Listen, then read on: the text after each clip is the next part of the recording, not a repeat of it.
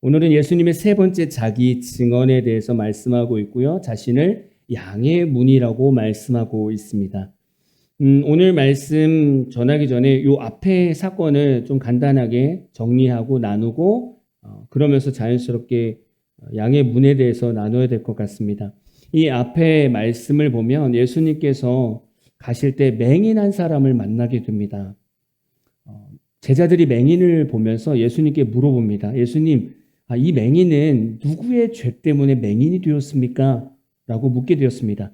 근데 이 당시에 이 질문을 하는 이유는 가정에 장애가 일어나면 그 가족 중에서 누군가가 죄가 있기 때문에 그런 자녀가 태어난다고 믿었던 거예요.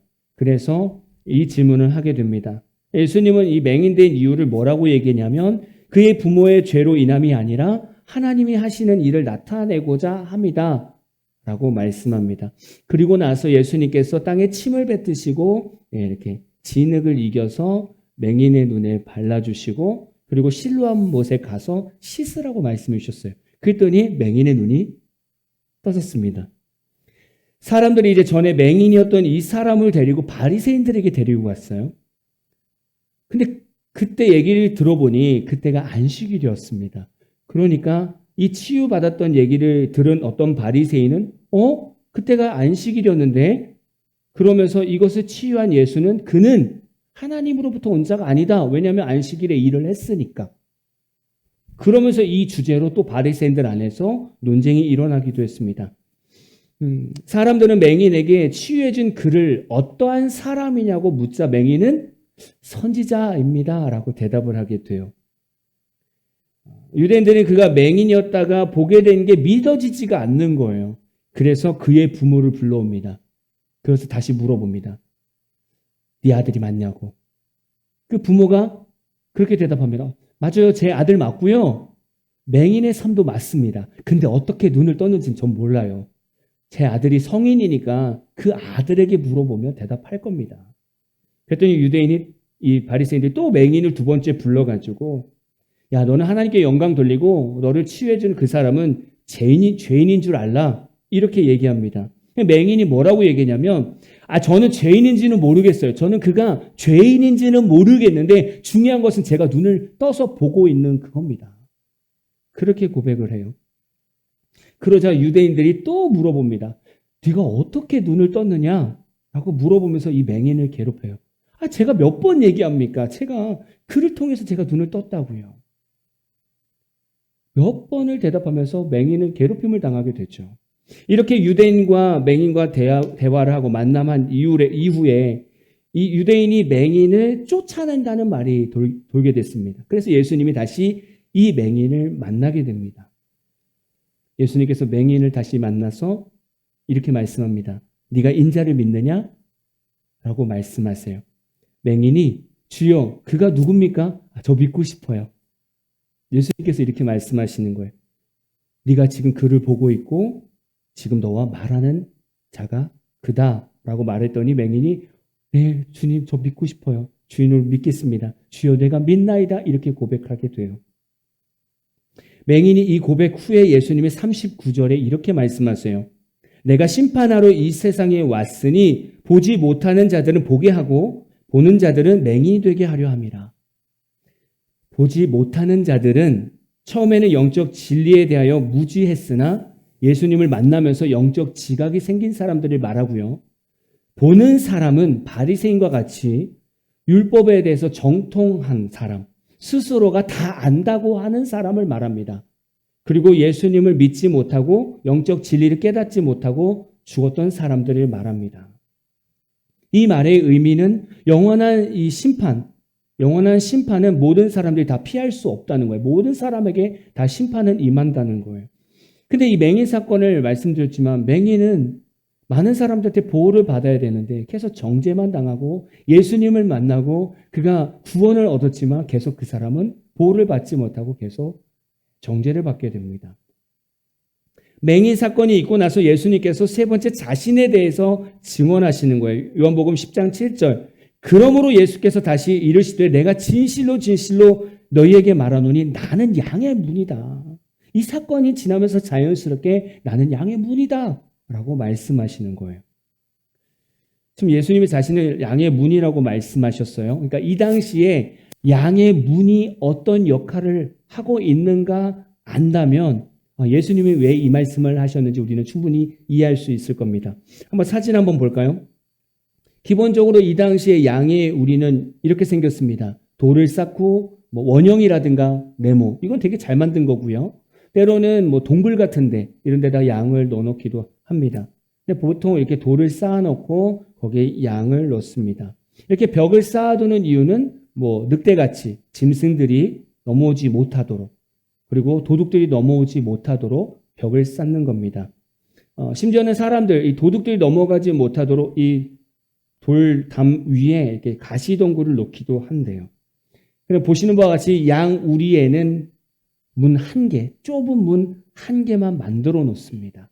이게 당시의 양 우리입니다. 이 양 우리에는 두 가지 중요한 기능이 있습니다. 첫 번째는 양들이 밤에 쉬는 안전한 장소를 제공하는 기능이고, 두 번째 기능은 목자가 양떼를 쉽게 감시하고 보호할 수 있는 기능입니다. 두 번째 그림을 볼까요? 목자는 이렇게 밤에 이 양의 문에 걸터 앉아서 양들을 지키면서 보호하면서 또 양들이 나가지 않도록 또 벽에서 누가 넘어오는가 안 넘어오는가 지켜보면서 여기서 쉰다는 거예요. 이게 목자입니다. 양을 치는 데 있어서 필요한 것이 양의 울타리고 양의 출입문, 이 두 가지입니다. 예수님 자신이 지금 양의 문이라고 말씀하고 계신 거예요.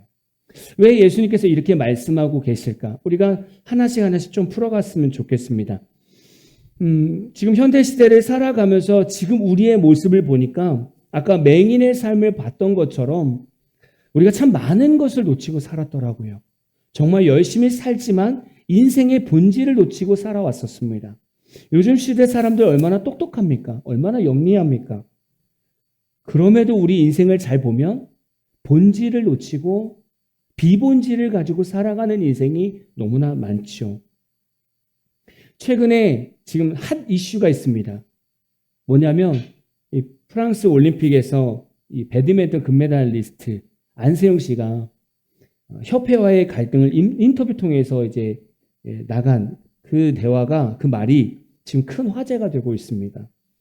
많은 사람들이 이걸 분석하고 있는데 결국 선수가 얘기하는 건 부상을 당했을 때 잘 보호해 달라는 거예요. 그리고 부당한 대우를 받지 않았으면 좋겠다라는 얘기인데, 이 얘기를 들은 협회는 오히려 죽자 살자 덤비는 거예요. 오히려 이 말들을 반박하면서, 일일이 다 반박하면서 오히려 선수를 보호하는 것이 아니라 자기들 입장에서 자꾸 반박하면서 선수를 몰아내는 입장입니다. 근데 문제는 이런 일이 터지면서 각 스포츠 그 종목에서 이런 협회의 문제점들이 다 드러나기 시작한다는 거예요. 그 협회들을 보니까 원래 협회는 선수들을 위해서 있는 건데 지금은 협회 임원 입맛에 맞게 선수들을 뽑고 국가대표를 뽑고 있더라는 거예요. 그런 모습들이 드러나고 있는 거죠. 그래서 전문가들이 이 상황을 보면서 뭐라고 얘기하냐면, 협회에 선수들은 있는데 선수들을 보호하는 어른은 없다라고 얘기를 해요. 이 얘기는 뭐냐면 선수들의 문과 울타리 역할을 하는 것이 협회고 협회 임원인데 그 역할을 하지 못하고 있어요. 그러니까 그 울타리 안에 있는 양과 같은 선수들이 본인이 다 본인 개인 문제, 이런 문제들을 풀어나가려고 해요. 그러다 보니까 풀어나갈 수가 없죠. 그게 우리 지금 시대입니다. 그 안전한 울타리를 우리는 느끼지 못하고 살아간다는 얘기예요. 그래서 오늘 말씀을 보면서 양의 문에 대해서도 생각하지만 문 이전에 먼저 우리가 울타리를 먼저 생각해야 됩니다. 양의 울타리의 기능을 제가 말씀드렸지만 이 양의 울타리의 기능은 양과 외부를 분리해 두고 편하게 쉬게 만드는 거고, 이 울타리는 외부의 공격으로부터 막아주는 기능을 하게 됩니다. 여러분이 실제적으로 느끼는 여러분 삶의 울타리는 뭐가 있을까요? 가장 크고 가장 견고한 울타리가 있습니다. 첫 번째는 국가입니다. 여러분, 나라가 여러분의 울타리입니다. 국가의 3요소가 뭐죠? 우리 학생들 국가 3요소. 국민, 영토, 주권입니다. 이 세 가지가 있을 때 나라라고 얘기합니다.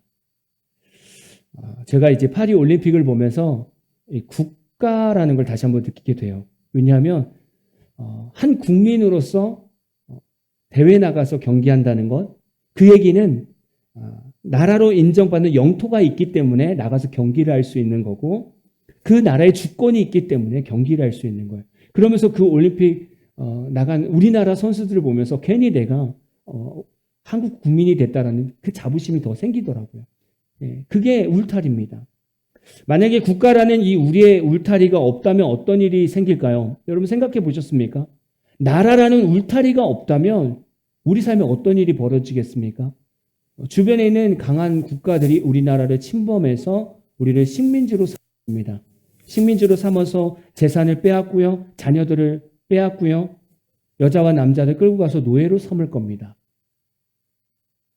이게 국가라는 울타리가 없을 때 우리가 받을 수 있는 상황들이겠죠. 근데 이 나라를 강력하게 유지하는 방법이 무엇입니까? 다른 나라의 침입을 막기 위해서 국방력을 키우는 겁니다. 또한 그 국방력을 키우기 위해서 경제력을 키워서 다른 나라들과 교류를 하는 거예요. 그리고 이 국내는 법을 세워서 사회를 안정시키는 겁니다. 그리고 국민으로서, 이 나라 국민으로서 정체성을 세워가는 겁니다. 그래야 나라가 건강하게 세워지는 거예요. 국가는 국민에게 이렇게 만들어줘야 돼요. 여러분, 한국 국민이라는 정체성, 또 대한민국이라는 이 정체성에 감사하십니까? 한 번쯤은 국가에 대해서 한번 생각할 필요가 있어요. 근데 이것보다 더 확실하고 완벽한 울타리가 있습니다. 특히 성도들에게 교회와 말씀입니다. 이게 우리의 울타리입니다. 교회는 세상에서 밖으로 불러 모아서 모인 곳이 교회입니다. 그렇죠? 교회와 말씀은 이 땅에서 어떻게 살아가야 되는지 제시하고 있습니다. 교회와 말씀은 성도를 보호하고 외부로부터의 영적 싸움에서 승리하게 만들어주는 것이 교회와 말씀입니다. 제가 이제 어플 하나를 알게 됐어요. 초원이라는 어플을 하나 알게 됐는데 기독교 어플입니다. 그 초원이라는 기독교 어플에 들어가면 여기에는 이제 기독교인들이 여러 가지 질문을 남겨놓습니다. 다양한 고민들이 있지 않겠습니까? 신앙생활 하다 보면 다양한 고민들이 있는데 거기에 막 질문을 남겨요. 그 중에 이제 몇 가지 질문 한번 뽑아와 봤습니다. 이런 질문이 있어요. UFC 같은 격투기를 보면 안 됩니까? 뭐 이런 질문이 있습니다. 그러니까 신앙적으로 문제가 있느냐 물어보는 거예요. 지금 교제하는 남자친구가 미래의 배우자인지 궁금해요. 뭐 청년들이 많이 남길 수 있는 질문이죠. 직장에서 밥을 먹을 때 기도했는데 다른 종교 가진 분이 싫어합니다. 멈춰야 할까요? 이런 질문도 있고요. 좋아하는 자매가 있는데 너무 좋아서 집중이 안 돼요. 심각한 거죠. 집중이 안 된대요. 뭐 이런 질문 등이 뭐 현실적인 질문이 쫙 나와 있는 거예요. 사실 교회 밖에서 이런 질문은 질문거리가 아닙니다. 여러분 이게 질문거리입니까? 그냥 TV 보면 돼요. 그냥 사귀면 되고요. 그냥 결혼하면 돼요. 그냥 뭐 눈치 보지 않고 그냥 식사 때 기도하면 되고요. 세상에서는 이게 질문거리가 아니에요. 근데 크리스찬들이 이렇게 질문을 남기고 있다라는 거죠. 왜 교회 안에서 이게 질문거리가 될까요? 왜? 예수 안에서 영적인 이 울타리가 있는데 이 영적인 울타리와 세상에서 육체적인 삶이 부딪히기 때문에 질문거리가 되는 거예요.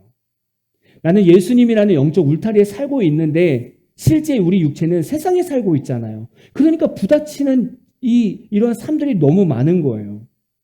우리가 쉽게 판단할 수 있는 그런 문제들이 없는 거죠. 다 어렵게 풀어가야 되는 문제들인 거예요.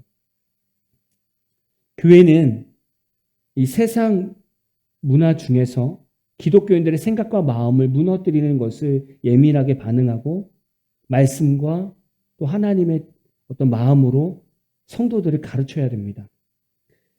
그래서 무엇이 옳고 그른가를 성도들이 배우고 세상에 나가서 분별력 있게 살아가게 해야 되죠. 저는 세상의 문화가 다 나쁘다고 말하는 것이 아닙니다. 세상 문화 중에는 사탄이 우리 성도들이 세상의 문화를 즐김으로 인해서 하나님과 마음이 멀어지고 예수님을 마음의 주인으로 모시는 것이 아니라 내 자신이 주인이 되게 만드는 그런 문화들이 상당히 많다는 거예요. 사탄은 그런 문화를 만들어 놓는다는 거예요. 그래서 교회는 세상의 문화에 상당히 예민해야 됩니다. 그리고 그것이 하나님 보시기에 올바른 것인가 명확하게 분별해야 돼요. 그게 울타리 역할입니다. 또 교회는 이단으로부터 성도를 보호해야 됩니다. 이단이 뭡니까? 이단. 이단이라는 말이 끝이 다르다는 거예요. 끝이. 이단 종교들 보면 98% 거의 성경 말씀을 가지고 얼마나 기가 막히게 푸는지 몰라요. 근데 맨 끝에 이상한 사람이 자꾸 등장해요. 교주가 등장합니다. 그 사람이 성령이라고 얘기하고 그 사람이 예수 그리스도래요. 그게 이단입니다. 끝이 다른 거죠. 교회는 또 말씀이라는 이 울타리는 성도들이 이단에 넘어가지 않도록 보호하는 역할이 있습니다. 또한 교회는 성도들이 세상과 구별하여 거룩함을 살 수 있도록 도와주는 거예요. 그래서 교회와 말씀은 성도들이 예수님을 닮아갈 수 있도록 끊임없이 붙들어 주는 겁니다. 그래서 교회와 말씀이라는 이 울타리를 생각해 보면 교회와 말씀이라는 이 울타리는 성도를 세상의 문화에서 보호해 주고 말씀을 통해서 세상에서 거룩하게 살아가고 이단으로부터 외적인 공격으로부터 보호해 주는 것이 교회와 말씀의 역할입니다. 근데 이제 울타리만 있어서 양을 보호할 수는 없어요. 울타리만 있다고 해서 양을 지킬 수 있는 것은 아닙니다. 이 울타리에는 문이 있어야 됩니다. 문. 양의 문은 이 울타리에서 딱 한 개만 있습니다. 거기에 목자가 앉아 있습니다. 그러니까 양의 문이라는 것은 목자를 얘기합니다. 그러니까 예수님이 지금 양의 문이 되셨다라는 것은 그 안에 앉아 계신 목자를 얘기하는 거예요. 그렇다고 한다면 예수님께서 양의 문이라는 말씀하셨는데 그럼 예수님께서 우리 삶 속에서 양의 이 문 역할을 어떻게 하고 계신가 두 가지만 간단하게 말씀을 나누고 말씀 마치려고 합니다. 첫 번째, 구원을 받게 하십니다. 너무나 당연한 말 같죠? 구원을 받게 하십니다. 요한복음 10장 9절입니다. 내가 문이니 누구든지 나로 말미암아 들어가면 구원을 받고. 너무 당연한 말씀 같죠? 내가 문이니 누구든지 나로 말미암아 들어가면 구원을 받고. 그게 양의 문의 역할이에요. 양의 문 주변에는 울타리가 있다고 말씀드렸어요. 아까 그림도 보셨죠? 양의 문 주변에는 울타리가 있습니다. 울타리가 있는 존재가 있겠죠. 울타리가 있는 그 존재의 이유가 있겠죠. 왜 울타리가 있습니까? 울타리가 있는 이유는 울타리는 양의 문의 역할을 극대화시켜 줍니다. 울타리가 있음으로 인해서 이 양의 문의 역할을 더 명확하게 드러내 준다는 거예요. 울타리는 양들이 거할 수 있는 공간이라고 한다면 양의 문은 양들이 오고 가는 출입구입니다. 유일한 출입구, 너무나 중요한 곳이죠. 성도 주변을 보호해 주는 것은 교회와 말씀입니다. 이게 울타리예요. 여러분에게 물어보겠습니다. 교회와 말씀이 존재하는 이유가 뭐예요? 여러분 교회를 왜 다니십니까? 여러분 말씀을 왜 보십니까? 이 질문이랑 똑같은 거예요. 왜 교회를 다니시고 왜 말씀을 봅니까? 그게 존재하는 이유가 뭐냐 이거죠. 그건 제가 울타리라고 말씀을 드렸어요. 이 울타리는 무엇을 강조한다? 문을 강조한다. 이 양의 문이 오늘 누구라고 말씀하셨습니까? 예수 그리스도라고 말씀하셨어요. 그러니까 교회와 말씀은 결국 성도들을 어디로 집중하게 만들어야 됩니까? 예수 그리스도로 집중하게 만들어야 돼요. 거기에 집중해서 예수로 살고 예수로 죽게 만드는 것이 교회와 말씀입니다. 그러니까 교회에서는 늘 예수님께 집중할 수 있도록 말씀을 전해야 돼요. 우리가 성경을 어디 읽든지 늘 예수께 집중해야 됩니다. 여러분 우리가 나중에 커서 여러분이 나중에 성장해서 혹시라도 다른 교회 가고 다른 어떤 나라에 갔을 때 혹시 교회에 갔는데 교회에서 예수님께 집중하게 하는 것이 아니라 세상에 집중하게 만든다면 거기서 나오십시오. 거기는 양의 문이 없는 거예요. 교회와 말씀은 오직 양의 문이 대신 예수님께 계속 집중하게 만들어야 됩니다. 그래서 울타리가 필요한 거예요. 예수님께서 자신을 양의 문이라고 말씀하셨죠. 이걸 무슨 말, 이게 무슨 의미냐면 이것은 구원으로 들어가는 문은 오직 예수, 자신밖에 없다라고 명확하게 선을 긋는 거예요. 나밖에 없어, 나밖에. 이렇게 명확하게 얘기해 주시는 거예요. 구원을 받는 분은 나밖에 없다. 이거를 정리해 주시는 거예요. 근데 세상은 그렇습니까? 세상은 기독교를 비판합니다. 야, 너희들은 왜 예수밖에 없다고 얘기하냐? 왜 천국 가는데 왜 예수밖에 없냐고 자꾸 왜 너희들밖에 독점하느냐? 너희들이 왜 독점하느냐? 너네 너무 독재 아니야? 왜 천국 가는데 왜 예수밖에 없어? 이걸로 비판을 합니다. 야, 예수 믿지 않아도 착한 행실을 하면 착하게 살아가면 천국 갈 수 있지 않겠느냐? 예수 믿지 않아도 우리가 구제하고 봉사 잘하면 얼마나 착해? 착한 사람이 천국 가는 거 아니겠느냐라고 비판한다는 거예요. 세상 사람들은 그렇게 생각합니다. 이게 다원주의예요. 예수 없이 다른 곳에서도 천국 갈 수 있다는 말이 다원주의입니다. 근데 그거를 오늘 명확하게 정확하게 예수님은 정리하고 있는 거예요. 이 땅에 천국으로 구원 얻을 수 있는 길은 유일하게 양의 문, 본인 예수 그리스도밖에 없다라고 명확하게 정리하시는 거예요. 나밖에 없다라는 거예요.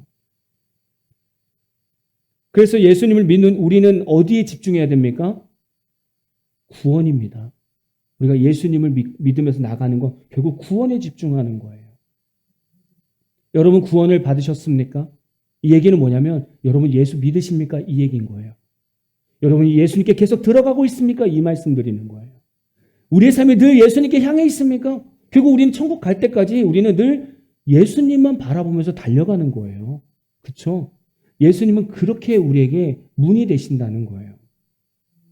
두 번째, 예수님은 영생과 충만한 만족을 주십니다. 요한복음 10장 9절에서 10절 같이 한번 읽어볼까요? 시작. 내가 문이니 누구든지 나로 말미암아 들어가면 구원을 받고 또는 들어가며 나오며 꼴을 얻으리라. 도둑이 오는 것은 도둑질하고 죽이고 멸망시키려는 것뿐이요 내가 온 것은 양으로 생명을 얻게 하고 더 풍성히 얻게 하려는 것이라. 아멘입니다. 예수님은 양의 문이 되셔서 이 문으로 출입하는 모든 양에게 생명을 얻게 하고 충만한 꼴을 얻게 한다고 말씀하셨어요. 만약에 양이 이 양의 울타리를 벗어나서 혼자서 밤에 이 산을 헤맨다고 생각해 보십시오. 이 양은 어떻게 되겠습니까? 사나운 짐승에게 붙잡혀서 먹잇감이 될 것입니다.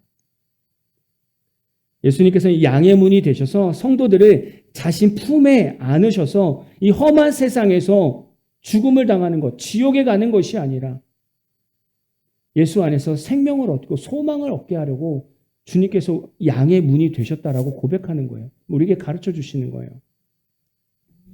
여러분 시험 기간에 있는 우리 자녀들에게 이런 약속을 하는 겁니다. 열심히 시험 기간에 공부하고 시험 열심히 잘 봐. 시험 끝나면 우리 가족여행 가는 거예요. 가족여행 가서 맛있는 것도 먹고 사달라는 거 다 사주고 핸드폰도 마음껏 하고 그냥 푹 쉬고 오자. 그러니까 열심히 이 시험 기간 잘 우리 감당하자. 자, 만약에 부모님이 이 약속을 해줬습니다. 우리 자녀들은 어떨 것 같아요? 이 약속이 더 부담스럽습니까? 너무 좋지 않을까요? 네, 좋을 것 같아요. 이제 소망이 생긴 거예요. 그냥 시험 기간 하면 너무 힘든데 끝나고 나면 뭔가 아름다운 뭔가 이 여행 스케줄이 있으니까 이 시험 기간에 달려가는 학생들이 뭔가 소망을 갖게 되죠. 우리가 예수를 믿으면 이 땅에서 이 고통스러운 이 땅에서 우리가 살지만 우리가 곧 죽으면 천국이라는 소망을 우리는 알고 있어요. 그래서 이 힘든 이 땅도 우리가 기쁨으로 살아갈 수 있는 소망이 생깁니다. 그게 예수 믿는 기쁨이잖아요. 근데 이런 생각을 할 수 있을 것 같아요. 사실 제가 제자훈련, 우리 청년들 제자훈련 하면서도 이런 질문을 받았지만 죽으면 가는 이 천국을 일평생 바라보기엔 너무 힘듭니다. 왜냐하면 이 땅이 너무 힘들거든요. 아니 죽으려면 아직 한 60년, 70년 남았는데 천국 소망만 바라보며 살기엔 너무 이 땅이 너무 힘듭니다. 이 질문을 하게 되는 거예요. 어떻게 이 구원의 확신만 가지고 살아갑니까? 너무 힘들어요. 이 질문을 하는 거죠. 여러분 어떠십니까? 그래서 예수님께서 또 말씀하잖아요. 양의 문으로 들어오고 나가면 꼴을 얻으리라. 이 꼴이라는 것은 양들이 목초지에서 풍성히 먹고 쉬는 삶을 얘기합니다. 예수님 안에는 이 땅에서 아무런 부족함이 없이 만족한 삶을 살아가는 삶이 있음을 예수님 지금 자신이 우리에게 말씀하고 있는 거예요. 근데 이렇게 또 말씀드리면 이런 질문을 하게 되는 거예요. 아이, 목사님, 예수님 믿어봤죠. 근데요, 늘 부족하더라고요. 늘 삶이 부족함밖에 없어요. 아니, 예수님 안에 만족함이 있다는데 부족함을 전혀 못 느낀다고 하는데 저는 느껴요. 너무너무 느껴요. 이렇게 말씀을 하는 분들도 있을 수 있습니다. 9절에 뭐라고 말씀하셨어요? 9절에 보면 이 양의 분이 되신 예수님께서 자기에게 들어가며 또 나오며 이렇게 들어가는 양, 들어오고 나아가는 이 양에게 꼴을 먹여주신다는 거예요. 예수님께 들어간다는 것은 구원의 길입니다. 예수님으로부터 나오는 것은 예수님과 함께 인생을 하나하나 함께 걷고 풀어가는 겁니다. 그게 들어가고 나가는 삶을 말하는 거죠. 여러분, 양의 문을 나갈 때 목자의 음성을 따라서 처음에 나갑니다. 근데 나가면서 나는 저 문을 나가는 순간 나는 내 멋대로 살아야지 이렇게 생각하는 양은 없습니다. 왜냐하면 양은 항상 목자의 음성에 집중하기 때문에 그래요. 그래서 양이 울타리에서 양의 문을 통해서 밖으로 나가면 양은 오직 목자만 바라보며 따라갑니다. 인생을 다 거기다 걸어요. 왜냐하면 그 목자는 나를 쉴 만한 곳으로 인도하니까. 그래서 무조건 따라가요. 그냥 목자만 쫄랑쫄랑 따라가다 보면 어느새 목자가 양이 쉴 만한 곳, 꼴을 먹을 수 있는 곳, 목초지가 풍성한 곳에 양을 데려다 놓습니다. 거기서 양은 마음껏 먹고 쉼을 얻고 누리게 됩니다. 그게 예수 안에 있는 은혜예요. 그걸 우리가 누릴 수 있다는 거예요. 우리가 이렇게 누리지 못하는 이유는 뭐예요? 그러면 우리가 양의 문에 계신 예수 그리스도로 삶을 통과하지 않는다는 얘기예요. 예수님과 함께 모든 것을 같이 시작하고 예수님과 함께 같이 인생을 마무리하고 예수님과 함께 무엇을 하든지 다 함께 해야 되는데 그래야 그 예수님이 목자가 되셔서 목초지, 초목지로 우리를 이렇게 이끄시는데 그게 아니니까 우리가 늘 부족함을 느낄 수밖에 없다는 거예요. 우리 성도가 해야 되는 것이 무엇입니까? 양의 문 앞에 계신 예수 그리스도 목자만 따르기로 결단하면 됩니다. 제가 이 예수님에 대해서 말씀을 묵상하면서 제가 더 단순화가 됐어요. 원래 이 설교를 할 때 마지막에 적용점을 보통 말씀을 드리잖아요. 우리가 어떻게 살아가야 될 것인가. 근데 예수님에 대해서 말씀을 전할 때는 적용점이 필요가 없어요. 왜냐하면 예수님 자체를 선포하고 있기 때문에 우리는 그저 그 앞에 서면 되는 거예요. 그러니까 지금도 예수님이 양의 문이래요. 우린 양이에요. 양이 할 수 있는 게 뭐가 있어요? 다른 거 없어요. 목자의 음성만 들으면 돼요. 그러기 위해서 우린 기도만 하면 돼요. 기도만 하고 있으면서 늘 영적인 귀가 열려있게 하면 돼요. 근데 여기다가 무슨 우리의 적용점이 있겠습니까? 어떻게 내가 목자의 음성을 들을 수 있을까? 그런 고민할 필요 없다는 거예요. 왜냐하면 목자가 늘 양에게 말씀하고 있으니까. 다가올 거니까. 성도는 그냥 귀만 열고 있으면 돼요. 예수님이 나가자고 하면 나가면 되는 거예요. 예수님이 울타리로 들어가자고 하면 들어가면 되는 거예요. 성도가 하는 일은 그거밖에 없어요. 근데 우리 신앙생활 너무 어렵게 하잖아요. 양이지만 자꾸 목자의 역할까지 하려고 해요. 내가 언제 나가야 되지? 어떻게 풀어가야 되지? 그거는 목자가 하는 일입니다. 여러분이 하는 건 기도하면서 교회와 말씀, 이 울타리 안에서 늘 목자에게만 집중하면 돼요. 여러분 때를 따라서 예수 그리스도 목자가 여러분을 안전한 길로 인도할 겁니다. 여러분 다시 한번 이 말씀을 정리해 봅니다. 여러분에게 질문할게요. 예수님은 어떤 분입니까? 예수님은 나의 구원의 문이 되셔서 영원한 생명을 주시고 그곳에 들어가면 예수님은 이 땅에서나 천국에서나 아무런 부족함이 없는 삶을 우리에게 주시는 분입니다. 이 예수님을 아주 잘 정리한 말씀이 시편 121편 3절에서 8절입니다. 한 주 동안 이 말씀을 묵상하시면 양의 문이 되신 예수님을 충분히 묵상할 수 있을 겁니다. 우리 천천히 같이 해볼까요? 같이 읽어보겠습니다. 시작. 여호와께서 너를 실족하지 아니하게 하시며 너를 지키시는 이가 졸지 아니하시리로다. 이스라엘을 지키시는 이는 졸지도 아니하시고 주무시지도 아니하시리로다. 여호와는 너를 지키시는 이시라. 여호와께서 내 오른쪽에 내 그늘이 되시나니 낮의 해가 너를 상하게 하지 아니하며 밤의 달도 너를 해치지 아니하리로다.